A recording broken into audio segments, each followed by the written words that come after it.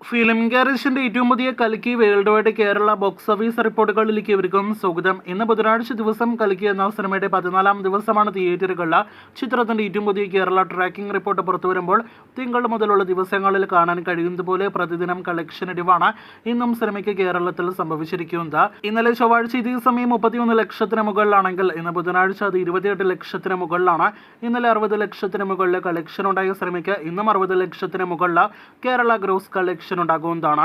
ഇന്നത്തോടെ 25 കോടി 50 ലക്ഷം 26 കോടി റേഞ്ചിലേക്ക് 14 ദിവസത്തെ കൽക്കി കേരള ഗ്രോസ് കളക്ഷൻ എത്തുന്നതാണ്. ദുൽഖർ കേരളത്തിൽ വിതരണത്തിനായിട്ട് കൊണ്ടുവന്ന കൽക്കി എന്ന സിനിമ ഇതിനിടയിൽ 10 കോടി രൂപയ്ക്ക് മുകളിൽ കേരളത്തിൽ ഷെയർ കളക്ഷൻ കടന്നിരിക്കുകയാണ്. അതായത് സിനിമയുടെ വിതരണക്കാരന് ലഭ്യമാകുന്ന തുക.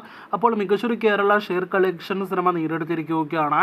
അതേസമയം ചിത്രത്തിന്റെ വേൾഡ് വൈഡ് എസ്റ്റിമേറ്റിലേക്ക് വരികയാണെങ്കിൽ ഇന്നലെ 15 കോടിയായിരുന്നു ഒരൊറ്റ ദിവസം വേൾഡ് വൈഡ് ഗ്രോസ് എങ്കിൽ ഇന്നും 10-15 കോടി റേഞ്ചിൽ തന്നെയാണ് 14ാം ദിവസത്തെ വേൾഡ് വൈഡ് ഗ്രോസ് ആയിട്ട് പ്രതീക്ഷിക്കുന്നത്.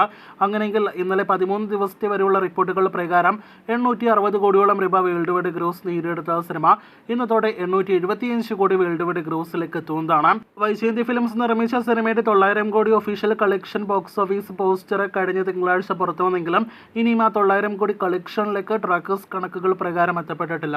ഈ വെള്ളിയാഴ്ചയോടെ 900 കോടിയിലേക്ക് സിനിമ എത്തപ്പെടുമെന്നാണ് നിലവിൽ നാം പ്രതീക്ഷിക്കുന്നത്. 600-650 കോടി ബഡ്ജറ്റ് കണക്കാക്കുന്ന സിനിമയുടെ worldwide theatre break even point എന്ന് പറയുന്നത് 750 കോടിയോളം രൂപയായിരുന്നു.